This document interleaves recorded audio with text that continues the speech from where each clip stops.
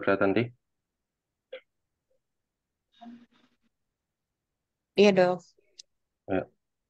Baik, izinkan pada pagi ini kita eh, membahas tentang chronic limb threatening ischemia dan Wi-Fi classification. Ini merupakan uh, rangkuman dari guideline yang sudah disepakati para vascular surgeon di Eropa, Amerika, dan dunia. Itu guideline ISVS tahun 2019. Dan juga mengenai kaki dia tentang guideline IWGDF. Jadi untuk dua penyakit ini guideline yang kita gunakan adalah dua ini, ISPS dan IWGDF.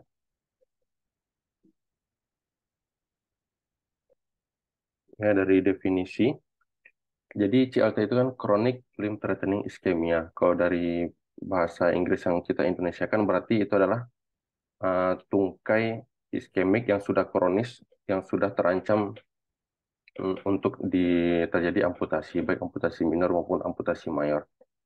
Sedangkan di kalian itu sendiri, CLT itu merupakan stadium akhir dari PAD, itu peripheral arterial disease. Sedangkan pengertian PAD itu sendiri merupakan uh, aterosklerotik yang sudah menyebabkan obstruksi pada pembuluh darah yang menyebabkan gangguan pada sirkulasi di distalnya. Jadi dia penyumbatan pembuluh darah yang sudah menyebabkan iskemik pada bagian distalnya.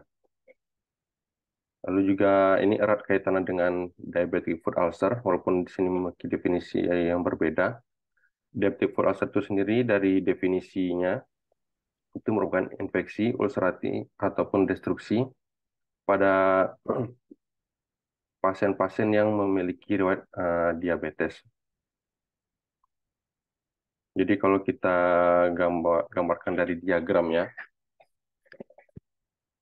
jadi bisa lihat kursornya nanti. Bisa dok. Kursor. Nah, jadi ada lingkaran besar ini adalah pasien-pasien dengan PAD. Jadi pada PAD itu yang stadium akhir, biasa kita menggunakan PAD ini stadiumnya biasanya Rutherford. Pada PAD-PAD yang stadium akhir itu dinamakan CLTI. Sedangkan pada diagram sebelahnya itu ada diagram diabetic foot ulcer atau ulkus DM. Jadi kalau ulkus DM itu ada yang bagian dari CLTI, ada bagian yang non CLTI. Ini karena dari diabetic foot ulcer itu sendiri terbagi dari tiga tipe, tipe neurogenik, tipe iskemik ataupun tipe neuroiskemik. Nah, kalau dia mempunyai komponen iskemik, maka dia sudah bisa dikatakan CLTI. Tapi diabetic foot ulcer atau ulkus DM yang tidak memiliki komponen iskemik itu bukan CLTI. Jadi di situ beririsannya dan tidak semua CLTI itu ulkus DM, ada juga disebabkan oleh yang lain. Jadi pada ulkus DM yang memiliki gejala iskemik itu sudah bisa dikatakan CLTI. Nah, untuk menegakkan diagnosis CLTI itu harus ada dua kriteria.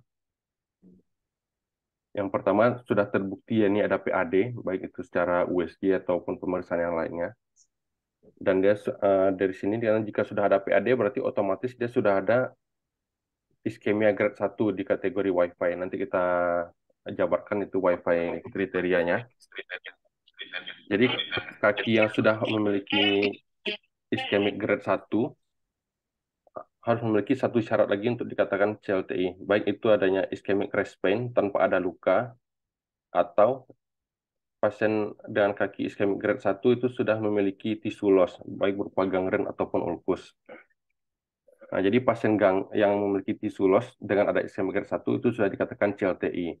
Ataupun pasien yang tanpa luka masuk dengan ischemic rest pain di secara objektif terdokumentasi ada ischemic grade 1, nah itu juga dikatakan CLTI.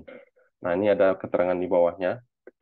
Untuk ischemic rest pain itu harus nyerinya di bagian kaki depan atau forefoot, minimal sudah ada 2 minggu.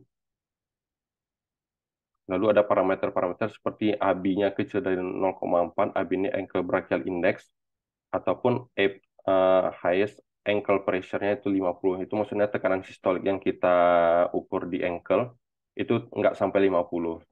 Atau toe pressure, TP. Toe pressure kurang dari 30 mm Hg, ataupun TCPO2 ini alat untuk mengukur oksigenasi di jaringan, itu transcutaneous pressure oksigen, itu bisa dari 30 juga. Atau ini ada pemeriksaan yang jarang kita lakukan juga, yang PVR ini. Atau dia adanya tisu loss. Jadi adanya ulkus yang tidak sembuh dalam waktu 2 minggu. Jadi dari diagram ini kita bisa lihat untuk menegakkan diagnosa CLT itu cukup di dua ini, ada iskemik, ada gangren. Nah, itu sudah bisa dikatakan CLTI. Dari guideline-nya di sini adalah alur penata untuk decision making pasien-pasien dengan CLTI. Jadi untuk yang pertama itu pasien dengan CLTI ini udah kita bahas barusan, udah tahu kita kriterianya dan tahu cara menegakkan diagnosanya. Setelah kita diagnosa pasien ini dengan CLTI, langkah berikutnya ialah menentukan severitas dari tungkai ini. Kalau di tumor ini dikatakan seperti stagingnya. Nah, dari staging ini baru kita bisa menentukan apakah ini bisa dengan wound care, surveillance saja, atau lihat apakah observasi, atau ini merupakan kandidat untuk kita salvage tungkainya. Kita cukupkan sampai ini di sini dulu. Jadi, untuk menentukan severity dari tungkai CLT ini, kita menggunakan WiFi. Ini contohnya. Ini berbagai macam kaki kaki-kaki DM ataupun kaki CLTI. Bisa kita lihat kan dari ini biasanya selama ini kita mendiagnosa dengan ulkus DM atau gangren pedis. Tapi kalau hanya dengan menggunakan diagnosa ulkus DM, gangren pedis tidak tergambarkan seberapa parah tingkat penyakit yang oleh pasien tersebut. Jadi kalau kita misalnya tidak tahu severitasnya, nanti kita jadi dokter bedah yang semua ulkus DM kita diberi demam, semua gangren pedis kita amputasi tanpa tahu sebenarnya udah separah apa kaki itu. Maka dari itu, karena spektrum klinisnya sangat luas, mulai dari jari yang menghitam sampai udah yang hampir kehilangan kakinya, itu kan semua bisa dikatakan ulkus DM atau diagnosa gangren pedis. Tapi kalau tanpa klasifikasi kita tidak bisa menggambarkan atau membuat alur tata laksana yang harus kita berikan pada pasien. Itulah pentingnya klasifikasi pada luka-luka kronis di kaki ini. Jadi yang udah disepakati bersama untuk vascular surgeon itu menggunakan Wi-Fi classification. Nah, udah ada banyak klasifikasi klasifikasi luka kronis di kaki ini. Misal seperti Rutherford, Fontaine, Wagner, Pedis, Sinbar, kan. Cuman yang paling bisa sangat membantu dalam menentukan clinical decision dan bisa menggambarkan clinical outcome itu adalah Wi-Fi score ini. Di mana Wi-Fi score ini bisa memperkirakan untuk limb salvage-nya, bisa memperkirakan risiko amputasi, wound healing, dan juga bisa menentukan pasien ini kira-kira bisa nggak kita lakukan revaskularisasi, penting nggak gitu. Jadi untuk Wi-Fi ini terdiri dari 3 komponen, komponen luka, komponen iskemik, dan komponen infeksi.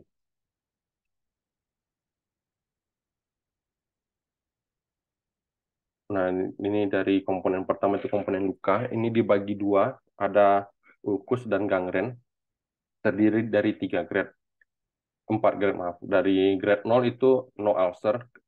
Ini biasanya pada pasien-pasien yang iskemik respon. Jadi pasien nggak ada luka, tapi iskemia grade 3 itu kan sudah tergolong CLTI. Jadi itu W-nya W0, sedangkan W1 ulkus yang sangat kecil dan dangkal pada tungkai ataupun pada kakinya, tidak ada bone expose, dan biasanya cuma pada ujung-ujung jari aja, dan tidak ada gangren.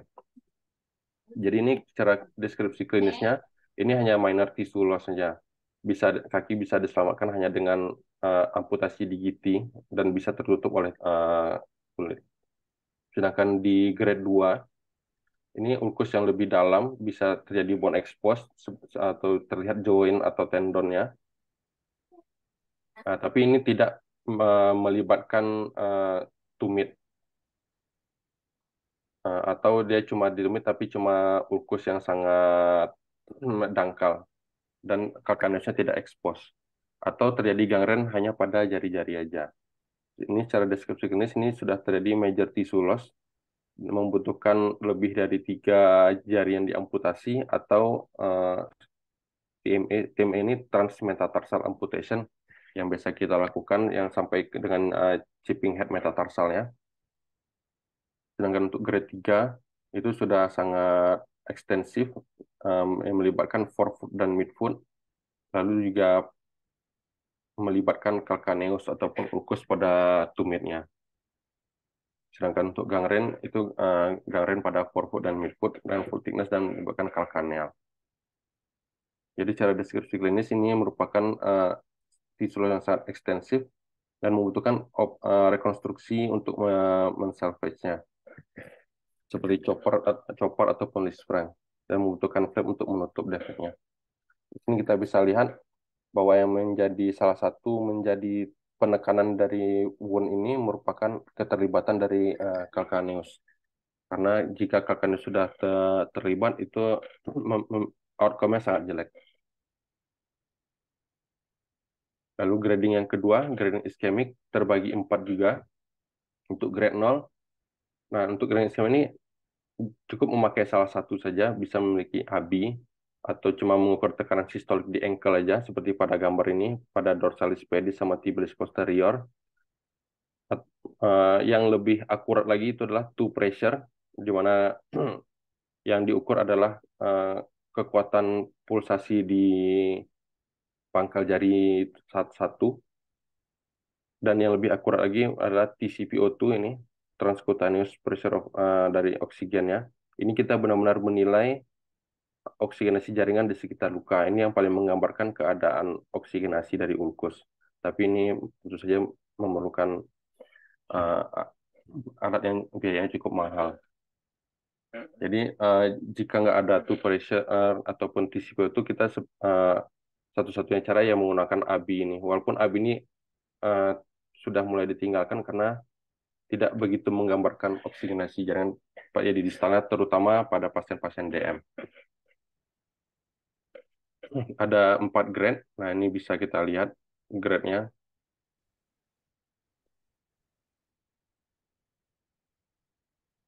Lalu untuk yang ketiga, komponen ketiga adalah food infection. Dibagi 4 juga. Kalau FI0 itu tidak ada infeksi, FI1 ada infeksi, yang minimal 2 dari ini adanya udem ataupun indurasi, ada kemerahan tidak sampai dari 2 cm di sekitar ulkusnya, ada nyeri tekan, teraba hangat, dan adanya discharge purulen yang sangat kental.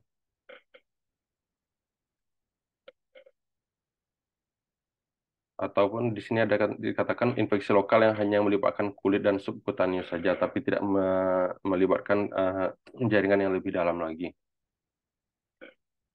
Terus kalau FI2 itu sama seperti yang di FI1, tapi di sini eritemnya lebih dari 2 cm dan melibatkan lebih dalam dari subkutis, jadi sudah ada abses, osteomyelitis, septic arteritis ataupun fasciitis, tapi belum ada tanda-tanda respon infeksi sistemiknya. Sedangkan FI3 seperti gejala lokal yang di atas, tapi ditambah dengan gejala SIRS, di mana minimal 2 dari 4 ini. Suhunya lebih dari 38 atau kurang 36, heart rate lebih dari 90, nafasnya sudah di atas 20, ataupun secara labor saudara leukositnya lebih dari 12.000 atau kurang dari 4.000. Nah, Wi-Fi ini kurang lebih sama dengan stadium TNM di tumor. Dia dari W berapa, I berapa, dan FI berapa, itu bisa kita tentukan stadium Wi-Fi-nya. Di sini ada 5 stadium. Stadium 1, stadium 2, 3, 4, dan 5. Di mana semakin meningkat stadium, maka semakin tinggi risiko amputasinya. Nah, pada tabel di sini kita hanya pada sampai stadium 4, karena stadium 5 itu memang di jurnal tidak disebutkan juga. Ini stadium 5 menggambarkan unsalvageable wound. Jadi memang udah nggak bisa diselamatkan lagi, jadi langsung stadium 5. Jadi butuh primary amputation. Nah, jadi begitu sudah selesai penegakan diagnosis CLTI, kita tegakkan Wi-Fi skornya W berapa, I berapa, FI berapa. Kita masukkan ke tabel ini, kita nanti tahu stadium berapa kaki ini. Nah, setelah tahu stadium kakinya, kita masukkan ke dalam eh, tabel ini. Jadi, misalnya kita dapat contoh kasus W2, I1, FI2 misalnya. W2, I1, FI2 itu kan merupakan stadium 4 ya. Stadium 4. Jika kita dapat Wi-Fi stadium 4, ini kita taruh di sini. Lalu dengan I-nya tadi I1. Kalau I1 berarti di sini. Jadi pasien memiliki indikasi untuk dilakukannya revaskularisasi walaupun tidak terlalu high benefit. Jadi ini eh, setelah kita tentukan stadium Wi-Fi-nya, dari stadium Wi-Fi itu sendiri iskemiknya grade berapa. Nanti kita masukkan ini ke dalam tabel ini.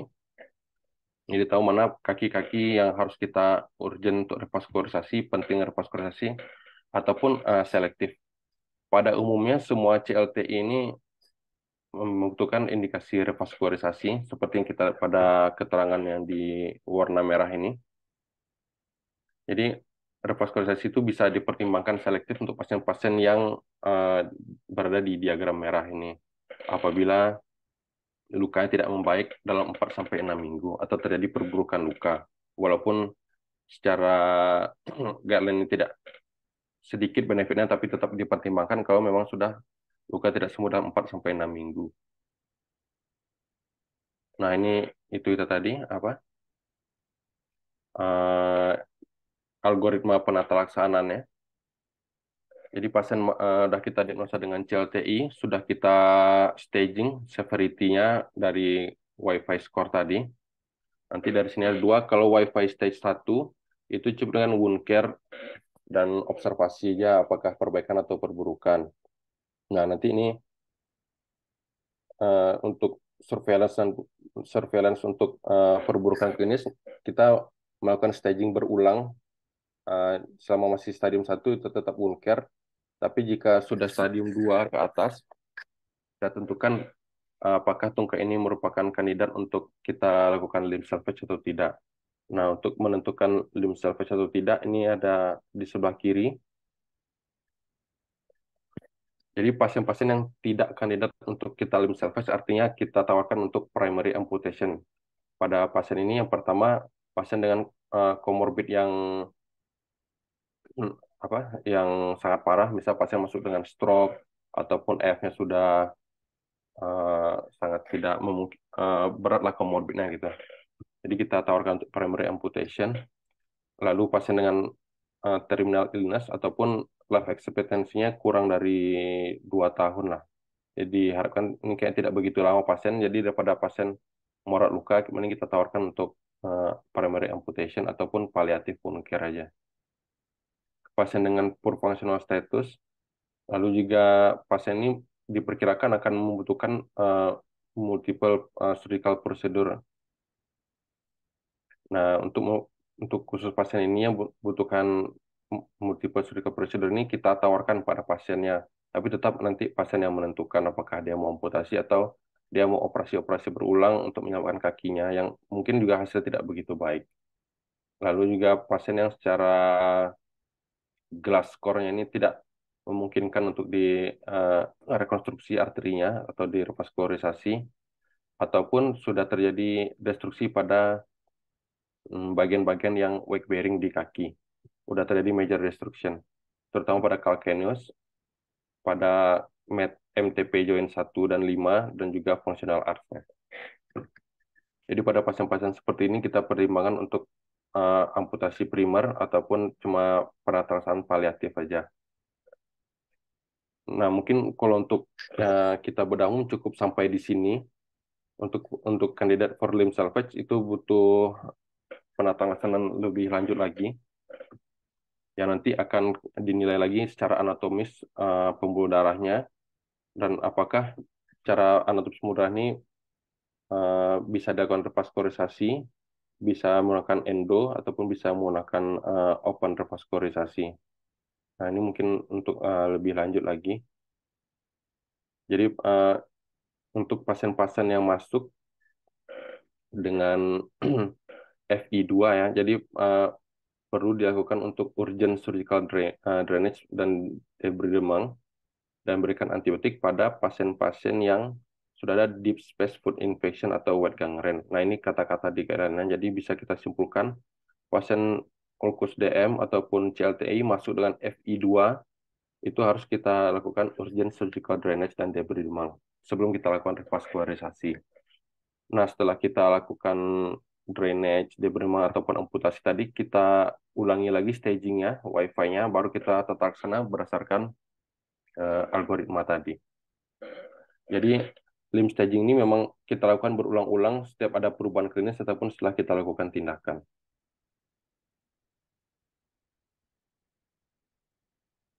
Lalu untuk amputasi, di sini ada amputasi minor dan mayor.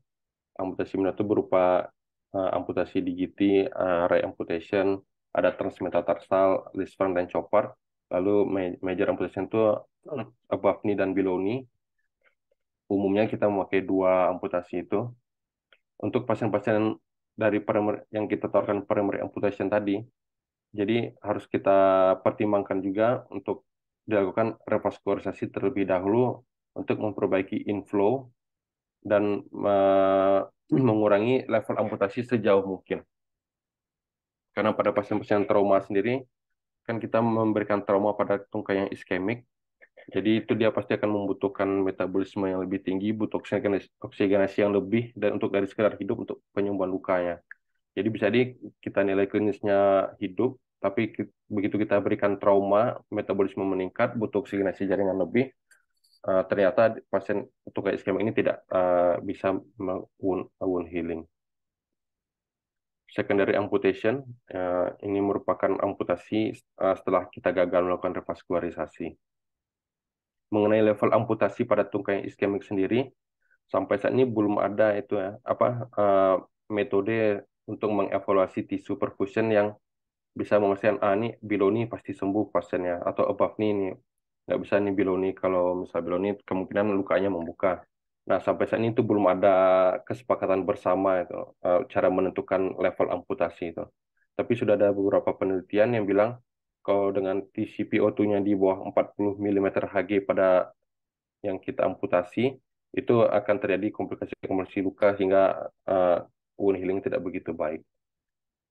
Juga ada di sini disebutkan bahwa peran dari partial foot atau mid foot seperti Lisfranc atau chopper amputasi itu masih kontroversi di guideline ini karena pasien-pasien yang kita amputasi chopper atau Lisfranc itu memiliki delay healing yang lebih tinggi.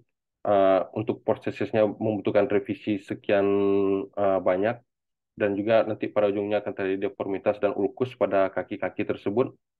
Dan biasa pasien juga uh, struggle gitu untuk mencapai bisa mencapai mobilisasi seperti awalnya.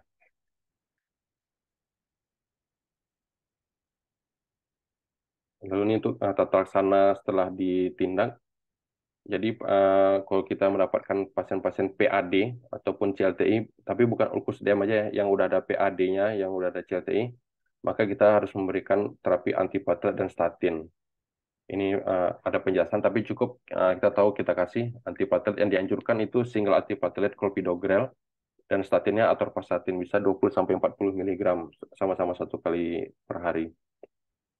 Hentikan rokok, dan untuk pasien-pasien yang sudah makan bypass ataupun revaskularisasi, kita memberikan dual antiplatelet.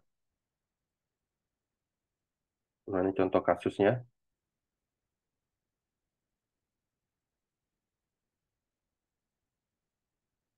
Mungkin untuk kasusnya bisa kita ituin, ada itu dari residen yang bisa membantu.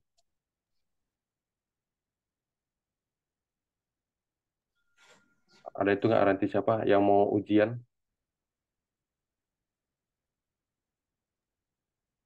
Ada dok. Wah, Riko.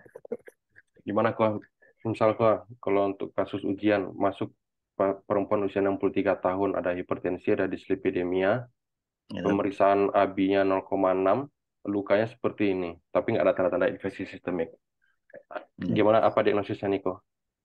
Diagnosisnya kita pikirkan awalnya diabetic foot ulcer dok. Kemudian baru kita tanyakan pada pasien ini ada respen atau tidak dok. Hmm. Kalau pasien kan ini Dilanjutkan. dari anamnesa udah jelas cuma ada hipertensi sama dislipidemia. Kalau Ya dok. dari definisi diabetic foot ulcer tadi kan Oh ya, ulcerasi hanya ada pada pasien DM. ya dok. Berarti Jadi yang seperti ini kita pikirkan tidak ada riwayat diabetik, eh, aterosklerosis dengan obstruksi, yaitu suatu PAD dok. kalau PAD Mm, kan eh, PAD ya oke. Kalau udah ada mm, PAD karena AB-nya 0,6. ya Nah, dok. berarti kau ini langsungnya diagnosanya langsung CLTI kok. Hmm, ya dok. Karena kan dia sudah terpenuhi kan ada AB-nya 0,6 dan ada tisu loss. Berarti ini Ya sudah dok. CLTI. Berarti ini chronic limb threatening ischemia. Mm. Lalu langsung disebutkan Wi-Fi-nya. Wifi-nya ya dok. Dari wound, Wi-Fi-nya. eh wound-nya tadi sudah sampai ke ini Yang dasarnya di ya dok. kalkanel ya. Iya dok. Sudah sampai kalkannya. Nah, kalau khusus kalkanel sudah melibatkan karena itu pasti W3. Udah W3. Kemudian Iya. iskemianya, AB-nya tadi sudah 0,6 dok. Jadi I-nya Udah I1, I1, kemudian food inspection-nya, sludge-nya tadi hmm, kita lihat lokal purulent ya dok. enggak cuma apa, Hmm, kayaknya hiperemis kurang dari 2 senti kan, iya FI1. dok. Jadi ini CLTI W3, I1, FI1 ya dok. FI1, oke. Stage-nya, Apa ya? stage-nya Nah, W3, udah W3 udah high I1, berarti itu yang paling bawah ya. ya dok. Ini bisa kita lihat kan kalau W3 tuh minimal dia pasti udah stadium 3. Itu tuh W3 saja tanpa I0 dengan FI0. Hmm, Kalau dia udah ada W3, udah ada I-nya, itu udah pasti stadium 4. W3, ya, I1, itu yang paling bawah kan. Jadi ini ya dok. CLTI udah stadium 4. Hmm. Nah, kok dari sini mau tindakannya gimana kok? Oh, stage 4 nol ya dok. Jadi ini Wi-Fi-nya step 4, Iya. tapi di I kita tadi I1 kan. Mm-mm. Dia di warna kuning. Jadi masih memiliki Revascularisasi eh, benefit untuk dilakukan revaskulisasi. Nah, kapan dilakukan revaskulisasinya? hmm. Kalau kita lihat dari ini tadi, Mayat. ini yang membutuhkan urgent debris demam sama surgical itu hanya pasien-pasien yang memiliki deep space infection ataupun wet gangrene, jadi FI2. Jadi kalau kita Hmm. dapat pasien-pasien CLTI dengan FI1, sebelum Mm-mm. kita tata laksana lukanya, sebaiknya kita tata laksana iskemiknya dulu. Jadi kalau saya dari WIFI itu kan wound ischemic food Oke, infection. Nah itu ya dok. ditata laksana dari yang sebelah kanan dulu, food infection dulu.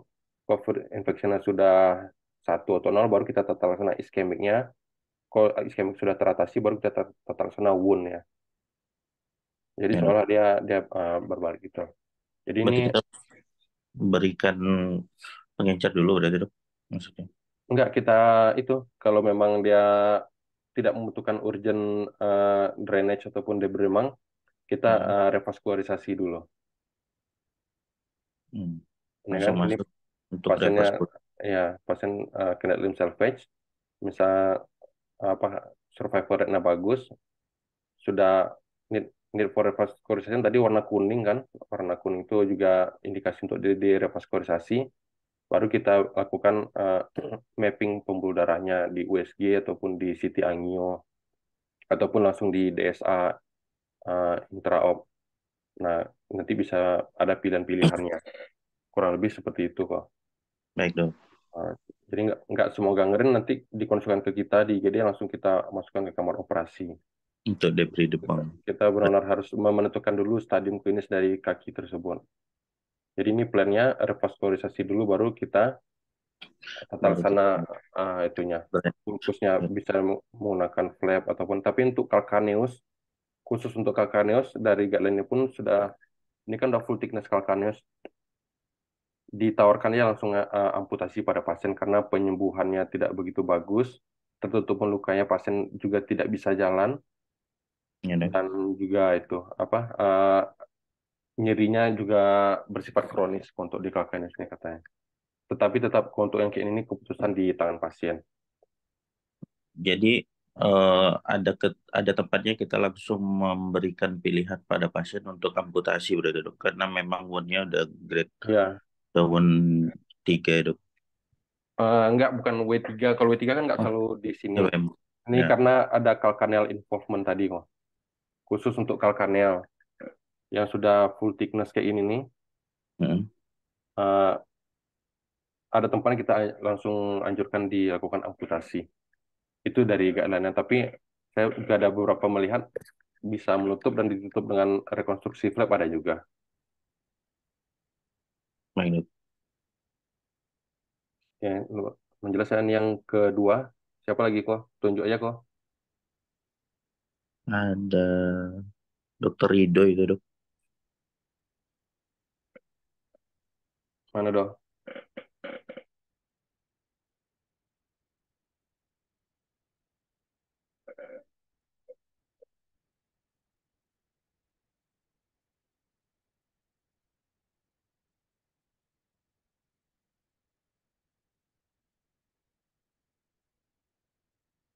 Ada Mana? Dokter Ryan nih, Dok. Dokter Ryan bisa bantu Dokter Ryan.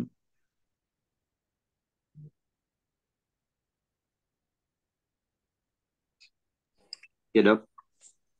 Mana ya? Sama kayak yang sebelumnya nih dok. Pasien 52 tahun. Ini Mm-mm. memang ada DM-nya ya. Sudah ada tanda-tanda Oh ini SIRS. bisa di DFU yang diabetic foot ulcer ya dok. Karena ada riwayat DM-nya. Nah, tapi ini CLTI nggak ya? Left AB 0,85. Bisa dok. Nggak ya. Jadi kalau untuk kasus yang ini, CLTI tadi minimalnya ada I-nya 1 kan.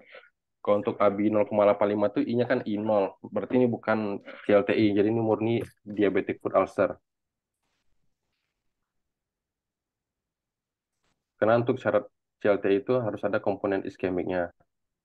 Nah, walaupun ini untuk pesan juga untuk teman-teman semua, kalau untuk DM, khusus untuk pasien kaki DM, untuk abi-abi yang borderline kayak ini, itu kalau pasien DM itu di arternya sudah terjadi namanya apa medial calcinosis, itu sudah terjadi pengakuan pada struktur-struktur arteri sehingga dia untuk pakai manset itu untuk kolaps itu karena saking kakunya pembuluh darahnya, jadi seolah AB-nya lebih tinggi, padahal itu juga sebenarnya sudah terjadi iskemik. Tapi nggak apa-apa, yang penting kalau kita tahu AB-nya 0,85 dengan ini kan berarti I-nya 0, walaupun mesti waspada juga. Jadi ini pasiennya kakinya bukan CLTI. Ini murni diabetic foot ulcer yang masuk dengan FI3. Ini kan ini udah W3, I0, FI3.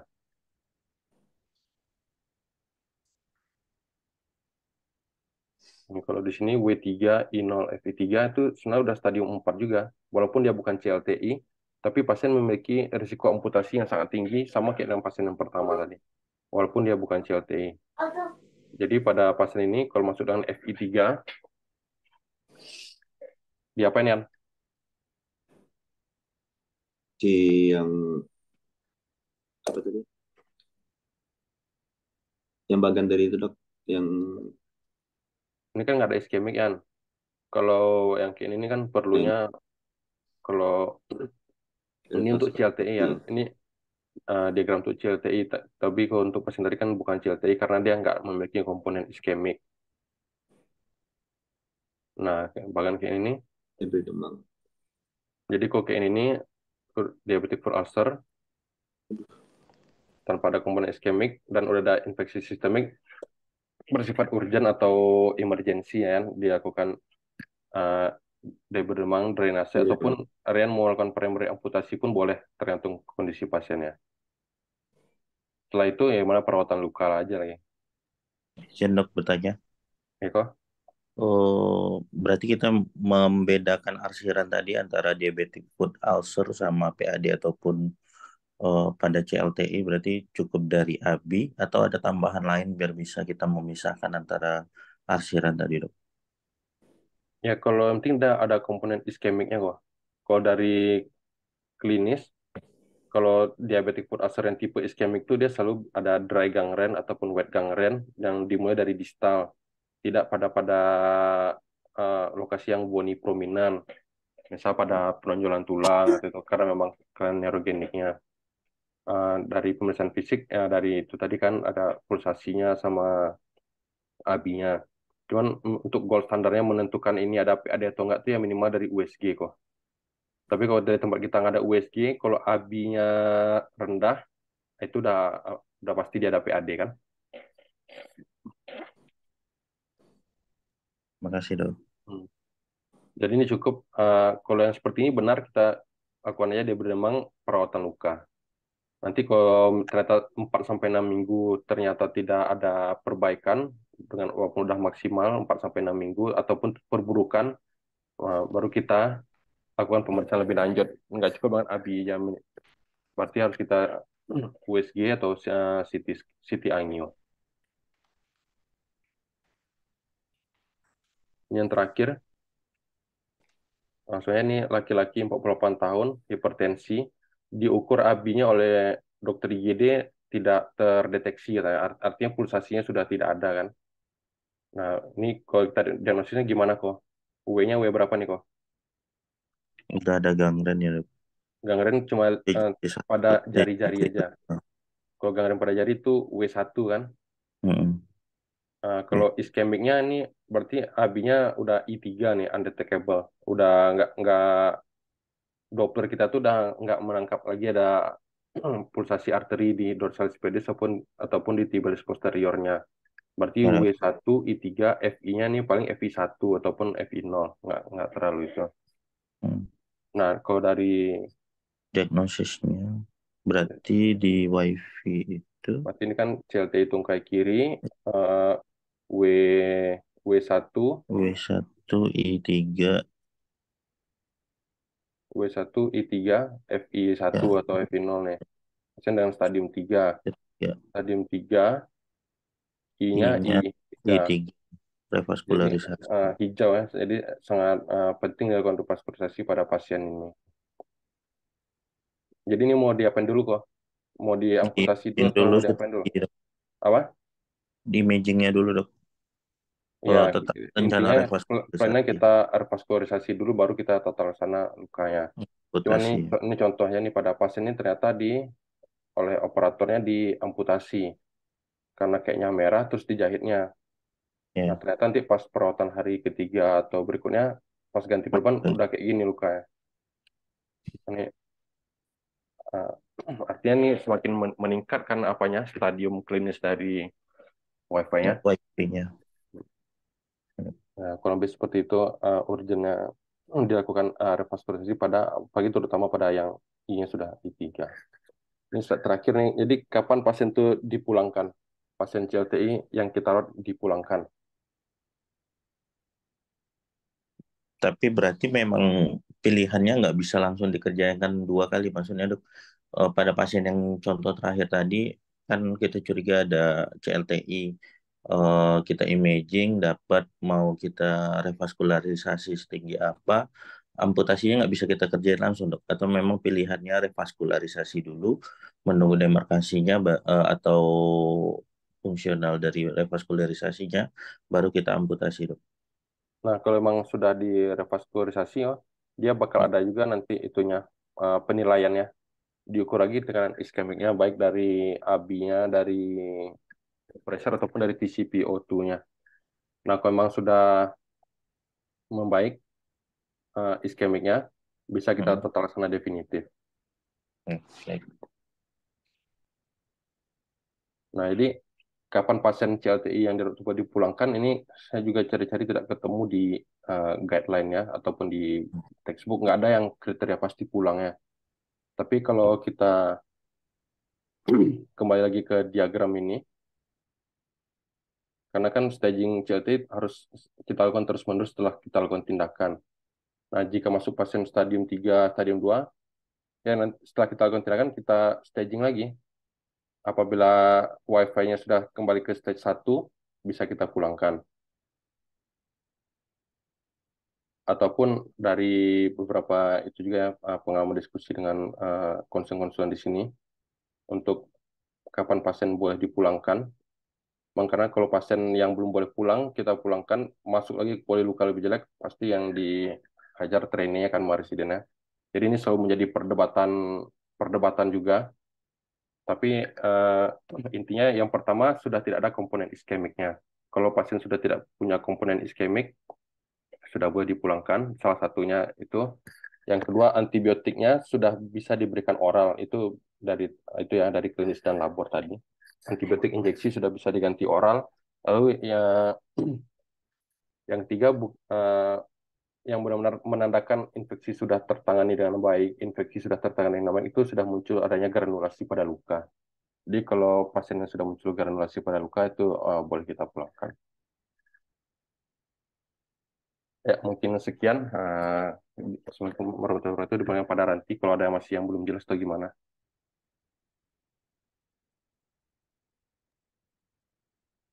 Terima kasih kepada Dr. Yudhisan, spesialis bedah atas presentasinya. Sungguh menarik sekali dan juga banyak contoh-contoh ya dok ya. Jadi kita bisa lebih paham tentang materi CLT ini. Untuk para residen yang masih belum jelas, dipersilakan untuk bertanya.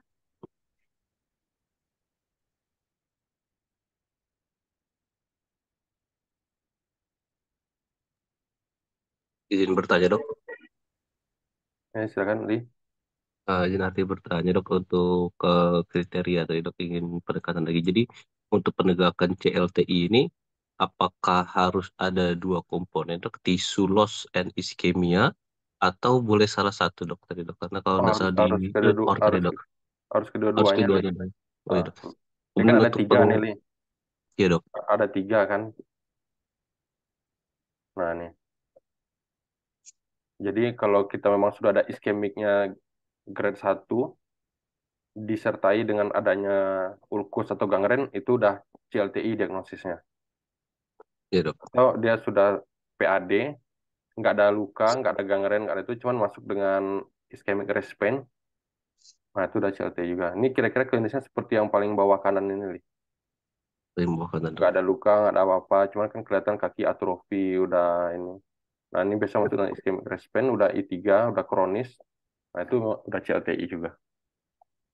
Ya, dok. Kemudian untuk penggunaan USG dok, pada PAD Hmm. dok, yang dinilai itu untuk iskemia dok, itu apa dok ya? Apakah hanya ada puls atau tidak ada puls, atau jika ada puls ada kriteria dok bahwa ini dikatakan suatu iskemia dok, padahal dia ada Ya, puls gitu dok. oke, bagus, Li. Terima kasih dok. Jadi USG itu tidak sedewa itu ya, Li. Jadi USG itu tidak menentukan komponen iskemik ataupun apa. Di guideline pun sini kan kita menentukan iskemik nggak ada pakai USG kan. Iya dok. Nah, jadi USG itu dia mungkin lebih ke itunya ya, pengaruh penilaian anatomik, lesi anatomik dari arterinya sama menilai hemodinamik flow-nya, Ri. Jadi dia tidak berperan penting untuk penegakan CLTI dan tidak berperan penting juga untuk memberikan alur tata laksana pasien kita. Kepentingan itu lebih untuk menentukan ini ada PAD atau enggak. Tapi kan PAD itu kan aterosklerosis, karena juga tidak begitu jelas dari USG karena sangat operator dependen. Tapi kalau secara ABI dia udah iskemik, eh, udah ada klinis yang luka tadi, nah itu udah cukup untuk menekan CLTI. Jadi USG itu gunanya nanti di bagannya di sini nih. Need for revascularization nih. Salah satunya kan menggunakan USG, walaupun gelas ini tidak tidak begitu jelas juga di USG, tapi dia bisa menentukan ini diopsi bisa untuk revascularisasi atau enggak, menentukan conduit vein-nya gitu. Tapi sekali lagi USG nanti Arli walaupun dari spesialis bedah nggak ada USG, tetap kita harus bisa menegakkan CLTI dan menentukan alur tata laksananya ini mau diapakan. Baik dok. Nah, terima kasih banyak dok. Ya.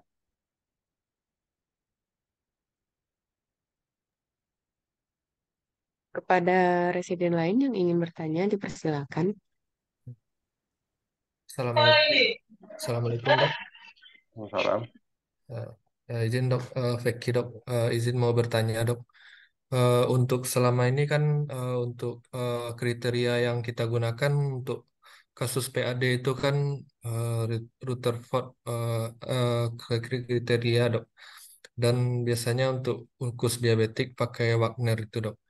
Jadi dengan adanya Wi-Fi classification ini, apakah yang Rutherford kriteria atau Wagner itu masih digunakan juga dok?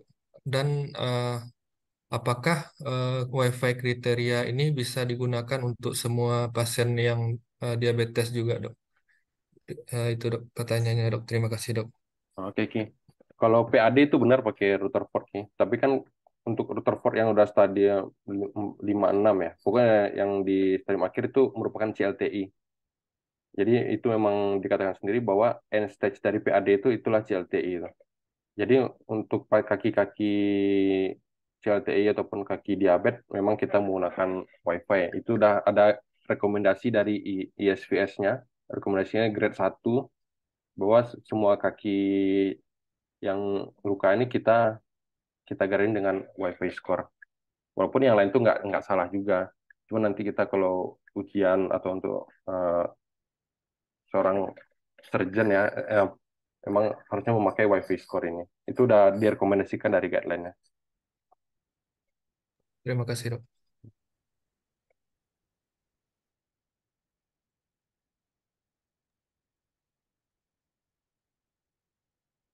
Pertanyaan lain, rekan-rekan presiden yang ingin bertanya. Izin bertanya dok, Waldi dok. Ya bang, Tadi disebutkan dok bahwa untuk tindakan eh, amputasi, primary amputation itu belum ada guideline atau instrumennya dok. Yang ingin saya tanyakan mungkin sepengalaman dokter Yudi ataupun untuk mungkin kita bisa adaptasi daripada materi kuliah hari ini. Kira-kira bagaimana cara kita untuk menentukan level daripada primary amputasi supaya kita nanti tidak berkali-kali melakukan amputasi. Terima kasih dok. ya terima kasih bang. Jadi pertanyaan itu tuh memang udah pertanyaan orang sedunia juga yang sampai sekarang belum terjawab memang. Ini kan udah join conference juga dari Vascular Society di dunia. Memang saat ini sampai saat ini belum ada. Memang kalau dari pengalaman memang yang pasti kalau memang pasien masuk dengan iskemik dan infeksi, batas amputasi kita tuh sudah bebas infeksi. Kalau untuk yang primary amputation ya. Lalu secara klinisnya kalau kaki-kaki yang seperti sudah atrofi kayak ini kita pertimbangkan juga nih Bang. Mau langsung above knee atau gimana. Bagi pasien-pasien yang sudah imobilisasi lama, udah kontraktur lututnya, itu kan nggak ada guna juga kita amputasi below knee, kecuali memang permintaan pasien, kita tawarkannya langsung above knee. Tapi kalaupun ternyata kita nilai hidup nih, below knee-nya kayaknya bagus nih, waktu interrupt juga darahnya bagus, ternyata eh, ternyata lukanya dehiscent nih, masa nggak menutup dengan baiknya itu nggak masalah bang, kita bisa naikkan lagi level amputasinya. Itu pun dari keadaan ini kurang lebih sama angka kejadian reamputasi itu bang, 30-60% kan. Jadi bukan suatu masalah yang besar amputasi biloni kita jadi dehiscent lalu tidak tidak healing sesuai yang kita inginkan. Memang karena memang belum ada instrumen standarnya gitu bang. Baik dok, terima kasih dok. Ya.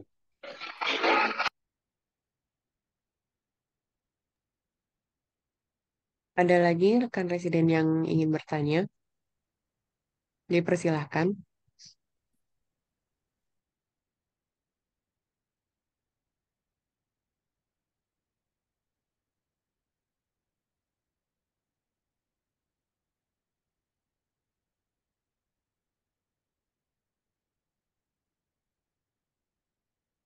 Cukup kali ya, nanti ya.